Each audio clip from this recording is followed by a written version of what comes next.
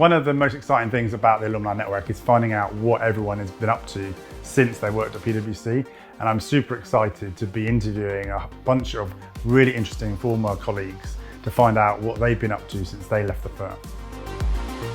This is your PwC Alumni Network with me, Andy Woodfield.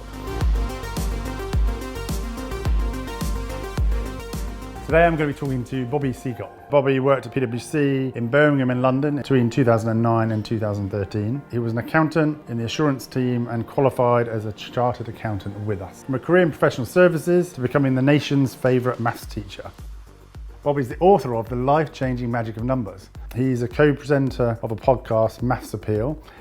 He was one of the best contestants on University Challenge. He's an all-round maths genius. He's got some amazing celebrity friends, and we're going to hear all about them. I'm joined today by Bobby Seagull. Hi, Bobby. Pleasure to see you on here. As you know, I'm trying to catch up with lots of really cool, interesting people and find out about life after PwC.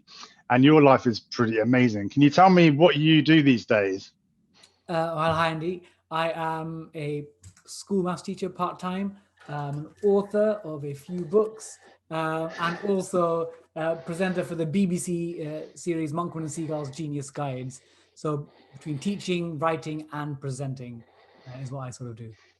Wow, that's a lot. Here, so this has been a bit of a strange year. What sort of challenges have you had? So first and foremost, as a school teacher, we had lockdown in March, and it meant that for most students, the vast majority, they weren't coming into our schools. They were sort of accessing learning online. But I think the reality is, for some of the most disadvantaged students, it's been a really challenging period because perhaps they've not had access to technology, the right devices. So this year is about catching up for them. But on the flip side, I think it's opened up the idea of using technology to make learning a bit more fun, because we know young people, they love being on their phones and Instagram stories and TikTok. So it's trying to capture some of that zeitgeist and use that for education. So one of the coolest things I found was adapting my teaching from being physical in person to online.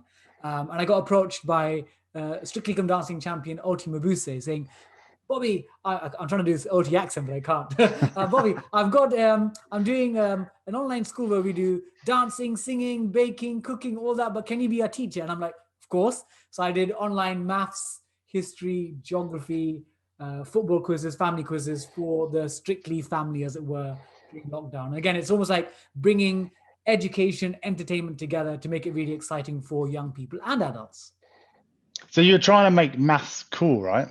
Yeah, I think that's the mission, because since my platform on University Challenge, I was on the quiz show as captain of Emmanuel College, Cambridge. People got really excited saying, oh, this guy, Bobby, it's not meant to be a fun quiz show, but he's really animated, excited, really passionate about education, using that platform to convince people that maths is quite cool. Because we all know, when you mention the word maths to most people, they're like, oh God, maths. So I'm trying to be that positive ambassador for the subject. And I mean, you've got so much energy and positivity, which I love, but you must have had some dark moments this year. Tell us a little bit about that. So I think it's as a human being, I'm very sociable. If you go to parties or events, I'm always the first person there and last person out. It's always been me, my time at PwC and socializing events. And this year, being at home for the vast majority is more challenging, because obviously we can chat on Zoom and social media, FaceTime, etc. But I miss that face-to-face interaction, and that's been difficult. But strange enough, one flip side, this can be good or bad, is because I've not been traveling as much for different events, I've actually done more work in the last 6, 7 months, 8 months than I've ever done before. Because again, just before this conversation, I was doing something for the Premier League. And before that, I was doing something with West Ham. I've got something else with libraries this afternoon. So there's 3-4 events in the space of a few hours. Whereas normally it might be just, I'd come to PwC, have a nice sandwich there with you, and then do this. And that's like the half a day. So I think the year's been much more packed, like a Dundee cake with lots of different fillings. It's crazy, isn't it? I mean, I find that myself, that working from home, working virtually like that, in the way we're talking now, you end up just back to back all the way through the day, and then there's not even time for lunch or anything else. That's so true. I mean, I try to take the dog for a walk when I get a meeting cancelled, which works for me. Here, so tell me a bit about where PwC is in your life today, if there's something that stays with you from your time at PwC. Yeah, so I absolutely love my time at PwC. So before I was a auditor, chartered accountant, I actually spent time, I was a trader at Lehman Brothers, which is not a good choice of bank. Seemed exotic and glamorous at the time. They collapsed. Then I went to Nomura as a trader for a short while. But one of my colleagues at Lehman Brothers, he worked in the banking side. And he said, oh, Bobby, if you want to secure your financial career, have a really solid base, go to PwC, get a qualification there. And I know in my gap year before university, I actually worked at KPMG. So I always knew that I was drawn towards it. My dad's a chartered accountant. So I joined PwC, got a qualification, made some great friends. And every other year, I'm going to weddings of PwC friends. But I think the thing that it's taught me most is the importance of having a attention to detail. Because again, in my media world where I'm sort of, whether I'm on BBC Newscast talking to Laura Koonsberg about the massive job support scheme, or on Inside Culture with Mary Beard talking about the role of museums, or I'm on Strictly Come Dancing, It Takes Two, talking about stats, which are all the things I've done the last 4 or 5 weeks. It's partly about bringing a bit of pizzazz and personality, but the thing that I can bring, which most people in the media don't necessarily bring, is the attention to detail. Because you might have a top line story, but do you have the numbers? Do you have the figures? Do you have the facts to back it up? And it's my time at PwC where obviously you're presenting a report, you might talk to the partner and you need to present the top line picture, but you need the underlying figures and facts to stack up. And that's the thing that PwC has taught me. And it's a unique blend, because in the media, there are some people who are experts. We've seen in COVID, they talk about the numbers and the exponential rate of growth and decline, etc. And there'll be others who are doing the top line, like, oh, the news story coming in from here, bringing a glamour. But I think I'm trying to bridge that gap between the sort of headline top figure, but also the underlying facts. And that's a really potent combination.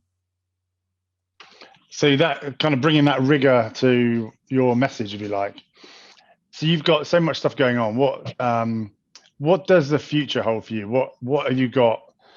What initiatives have you got going for yourself going forward? Again, it's about using my platform to make a real change in education. Again, outside of my professional work, I am the National Numeracy Ambassador, doing work improving numeracy across the country, and I work alongside Countdown's Rachel Riley and Martin Lewis from Money Saving Expert.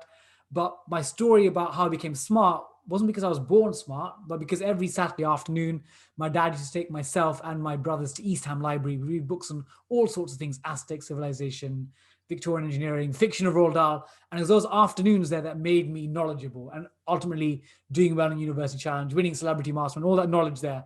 So the UK Libraries Organization, they previously had Mary Beard, the classicist, and Stephen Fry, like the polymath, as their ambassadors. And they've asked me to become, the last 18 months, I've been their libraries champion, because they said, oh, Bobby can be the new face of promoting and supporting the importance of libraries and reading. So it's about trying to balance my professional work with also doing work and sort of advocating literacy and numeracy across the country. I mean, it sounds amazing. Here, I've got to ask you about reading. One of the things I always find really difficult is finding time to read. How, you've got so many things going on and you're passionate about everything. How on earth do you find time to read? So great question. So reading physically, time is limited, but we all in our lives, most of us will be doing chores like doing the dishes, cooking the dinner, ironing our shirts from Monday to Friday, etc., laundry. In those moments, I've got an earpod or a set of headphones and I'm listening to things. So it could either be my books. Again, I've got about 11 books on my shelf that I'm reading currently. Shouldn't do that. I should read one at a time. But when I'm not reading the books physically, maybe before bed, during the day, I will put on the podcast or the audio version of the book. It's a great tip. It means that when you're pottering around, you're continuing with the book. And it means that then you're like, oh, I'm going to pick up the book again. So it's using audio as a way of reading, and it's not cheating. I love that. I love the idea that you get the podcast or the audio book and the physical book. Because I love having physical books around, but I just find it very difficult to find the time to read them. So that's a really cool tip. It's been a real pleasure to chat with you and to find out a bit more about what your life has been like after PwC. I know you are inspiring so many people with your story and your passion for numbers, for reading. As you totally inspired me already. So thank you very much. Thank you, Andrew.